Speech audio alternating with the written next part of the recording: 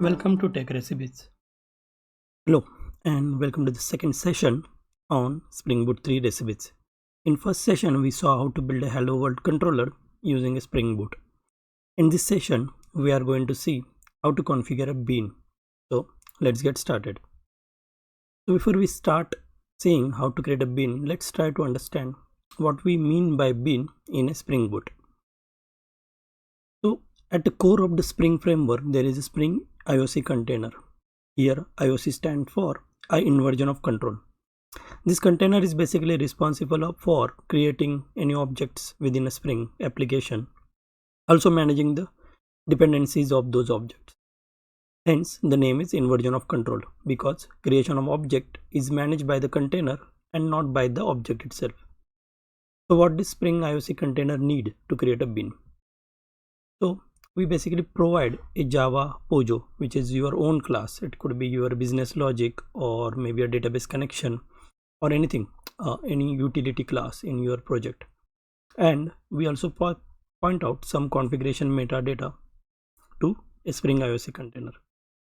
Now the configuration metadata can be used using a Java configuration or can using the annotation, which we will see in a minute.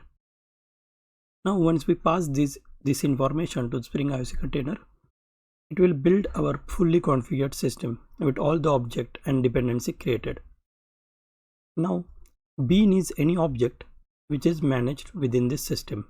So bean, we can call a bean to a object, or bean refers to an object which is managed by a Spring IOC container. So now how to configure a bean in a Spring Boot project. So there are multiple ways with which we can do it. So if you remember, when we created a Spring Boot Hello World application, we annotate it with a annotation Spring Boot application. Now Spring Boot application annotation contains two more annotation, like it extends two more annotation. One of them is a component scan annotation and another one is configuration.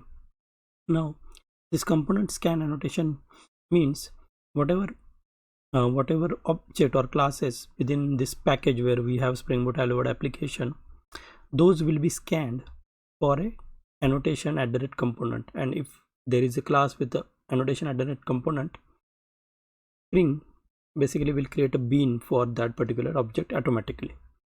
So for example, if you have a class called sequence generator, now this class simply does create a next sequence every time we call a get next sequence method.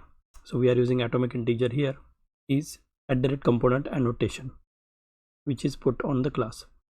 So whenever we put such annotation on any of the class, Spring will recognize it as a bean and will create and manage the object of this particular class.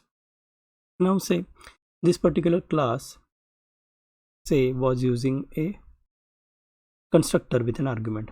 In this case, say here there is a default constructor, but if it had a constructor with an string argument, then how would Spring know what to pass the prefix, or what should be passed as an argument to this particular constructor? In such scenarios we can use another way. Like for example, there is another annotation called @bean, and we can put it on a method which is creating a sequence generator object. If we put this method inside any of the @configuration class, now Spring Boot application is also a extend @configuration class, so we can also put this method inside a Spring Boot Hello World application class. Once we put this, because there is @bean annotation, this object which we have returned from this method sequence generator would be managed by the Spring. Okay, so these are the two ways by which you can create or configure a bean. Now you have created this object sequence generator, but you want to use it in another class or another, say our controller, which Hello World controller which we created in our previous example. So what are the ways to use this particular sequence generator object within this class? How do I get access to that particular object? So one first annotation which we can use is @wired, and we can put it on a field named say sequence generator inside a Hello World controller. So once we have this annotation, basically whenever a hello world controller bean would be created by Spring, it will look for the dependency for a sequence generator object. Since sequence generator is already bean, it will inject the reference to that particular object on this variable. So there are other ways we can use auto-add annotation as well as there are other ways to inject a bean.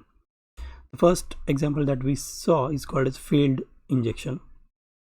We can also use a constructor injection. In this case, we don't need to use auto-add, like although we can use it, it is optional. In this case, what we are doing is a constructor of a hello world controller takes an argument of a type sequence generator.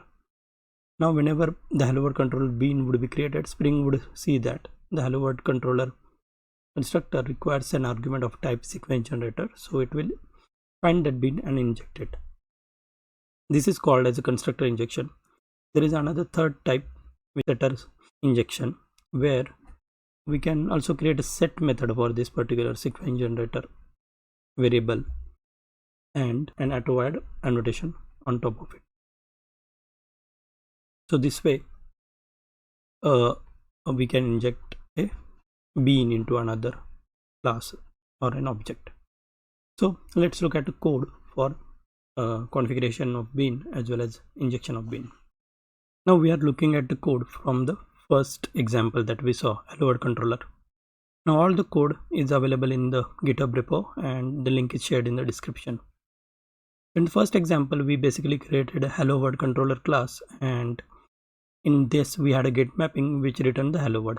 Now instead of that, if we want to return a sequence which gets incremented one by one, what we can do? So what I'm going to do here is I'm going to create a new class. Before that, let's create a package name util, and inside that I will create a new class sequence generator. Now inside this, let's create a atomic integer variable named sequence. We will give it the initial value 0 because we want a 1 as first value that to be returned. And in the next sequence method, let's return sequence dot increment and get. So it will start from 1, and every time this method is called, we will get a next integer. Now we want to use this sequence generator class within the request controller object, this controller object. So for that, first let's create a bean of the sequence generator, and we will put @component annotation on this class. Now as we have seen, to inject the bean, we will use the auto-add annotation. We will type in sequence generator. Now this sequence generator we can use within the hello world controller class. Let's call sequence generator.next sequence on the say hello method. So what we did is we created a bean and injected into the hello world controller class. Let's run the program. You can see the application is started. Now let's open the browser, and in the browser type in localhost :8080 to access our hello world controller get mapping. Now you can see the sequence is getting incremented every time I click the refresh. Now let's stop this application and let's modify sequence generator class. Now think about it. What if we wanted some prefix in every sequence that we are creating? So let's create a variable string prefix and pass it to the constructor. Now if I try to rerun the application won't start because Spring won't be able to find argument to pass to the sequence generator variable. You see, it will fail because parameter 0 constructor requires a bean of type string that could not be found. So what can be done in this situation? So there is another alternative with which we can create the bean of sequence generator. So let's remove the @component,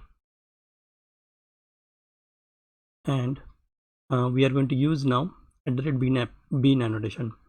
Now since Spring Boot application also contains the @configuration, we can add @bean within this class itself.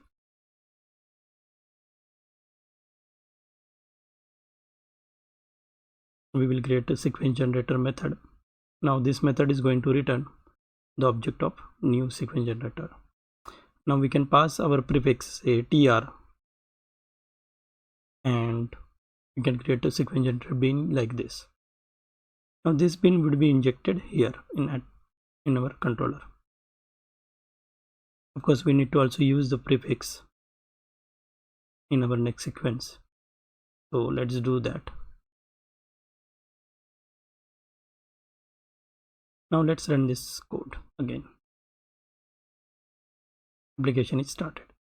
Now if I go to the browser, you can see the prefix is coming, and if I refresh again, the sequence is getting incremented. So basically this way we see like we can use @bean annotation to create a bean. Now we will see multiple ways with which we can inject a bean. So another way we can do it is using sequence generator, passing basically sequence generator to a constructor of a hello world controller. Now in this case we don't need an auto-wide annotation. And if I run the program again, it will work the same way. So you can try running the example yourself. I'm not going to do it.